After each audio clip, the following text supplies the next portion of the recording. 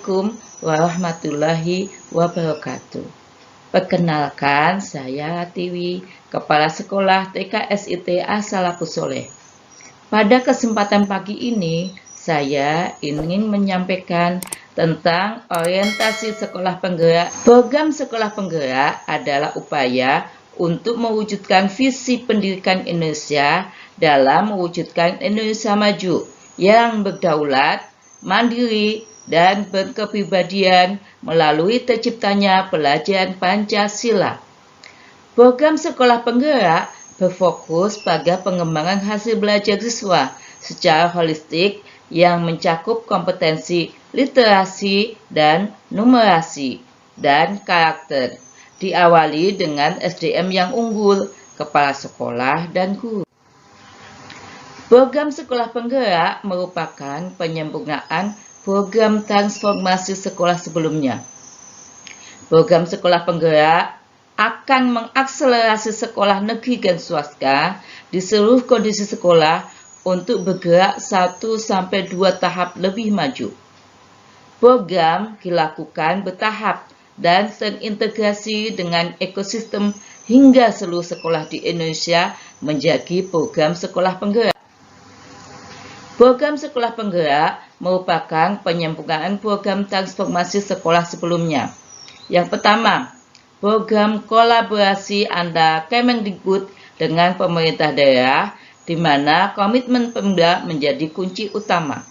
Yang kedua, intervensi dilakukan secara holistik, mulai dari SDM sekolah, pembelajaran, perencanaan, digitalisasi, dan pendampingan pemerintah daerah.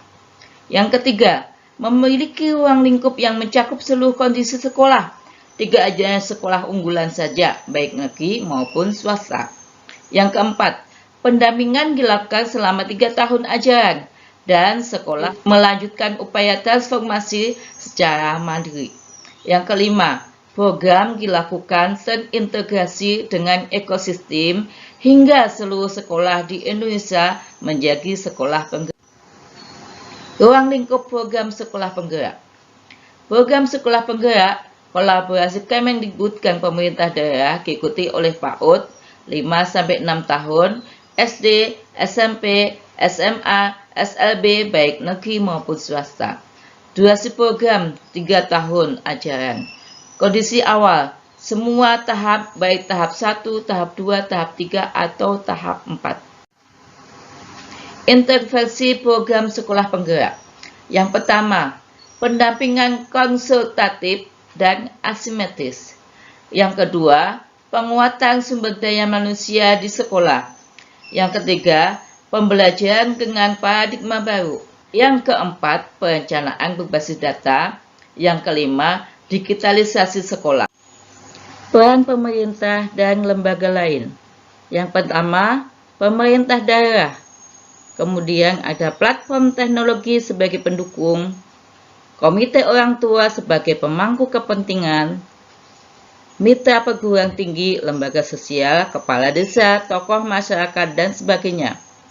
Fasilitator pengawas dan penilik. Fasilitator melakukan pendampingan kepala sekolah. Pengawas mendapat pelatihan dan pendampingan. Kepala sekolah berkolaborasi dalam community of practice dengan kepala sekolah penggerak lain. Kepala sekolah mendapatkan pelatihan manajemen dan kepemimpinan pembelajaran.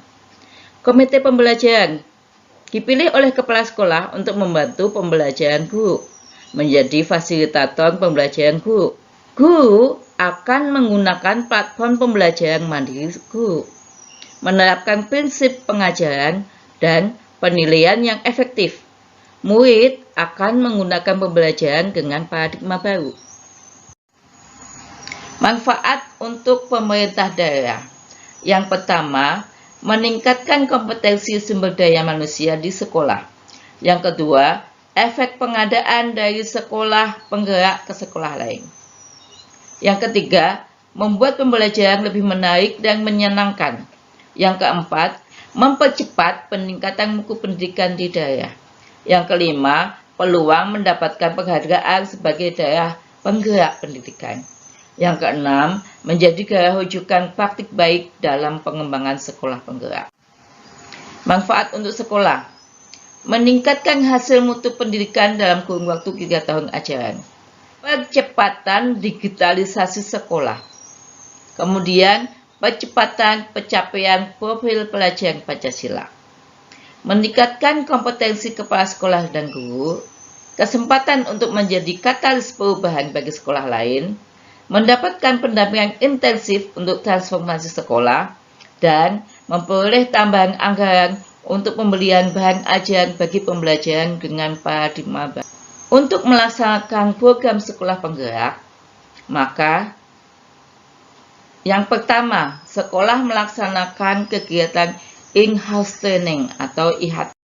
Capaian IHT adalah peserta memahami program sekolah penggerak, kurikulum merdeka, profil pelajaran Pancasila, dan implikasinya dalam pembelajaran sesuai dengan perannya masing-masing.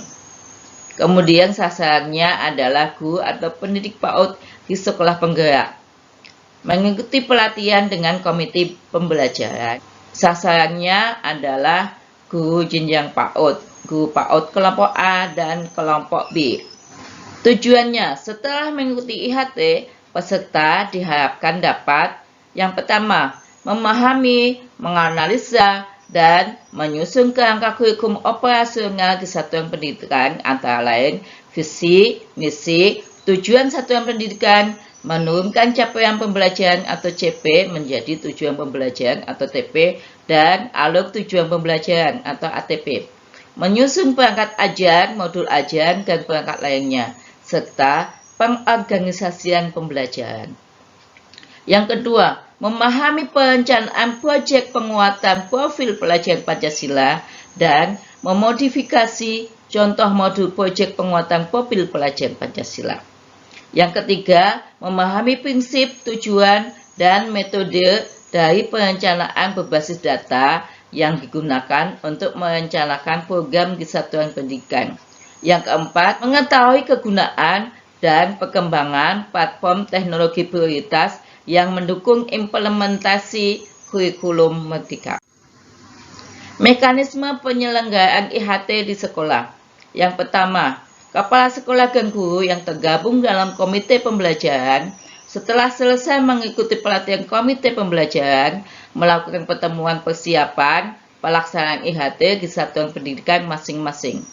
Yang kedua, komite pembelajaran membuat rencana implementasi pelaksanaan IHT berdasarkan hasil keputusan bersama di rapat pertemuan persiapan pelaksanaan IHT. Perencanaan implementasi harus mengandung rencana teknis penyelenggaraan setidaknya sebagai berikut. Yang pertama, susunan panitia. Yang kedua, jadwal pelaksanaan. Yang ketiga, pembagian tugas narasumber. Kemudian yang keempat, perlengkapan yang dibutuhkan. Komite pembelajaran mensosialisasikan rencana implementasi tersebut kepada guru-guru sasaran dan menginformasikan ke dinas pendidikan setempat. Yang keempat, IHT diselenggarakan di satuan pendidikan. Yang kelima, peserta mengisi instrumen evaluasi IHT. Yang keenam, komite pembelajaran melakukan refleksi bersama terkait pelaksanaan kegiatan. Yang ketujuh, kepala sekolah atau guru yang ditunjuk melakukan pelaporan pelaksanaan IHT di SIM PKB. Pelaporan ini dijelaskan lebih lanjut pada bab evaluasi dan pelaporan.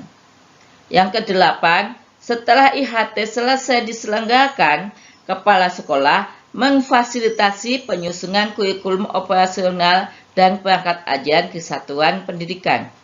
Yang kesembilan, peserta IHT menerapkan kurikulum merdeka di satuan pendidikan.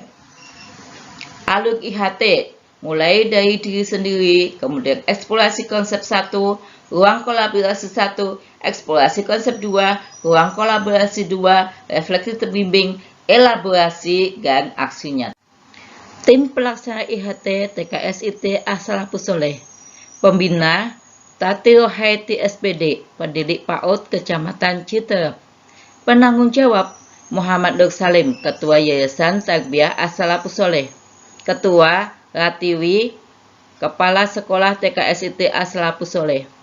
Kemudian komite pembelajaran yang pertama Titi Dwi Oktaviani, yang kedua Novi Kayati Saputi, kemudian peserta Mita Restiani Kusuma.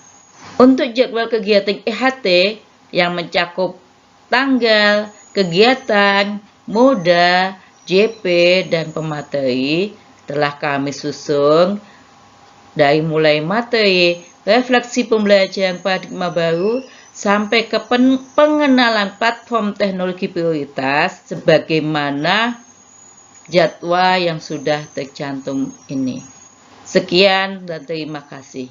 Assalamualaikum warahmatullahi wabarakatuh.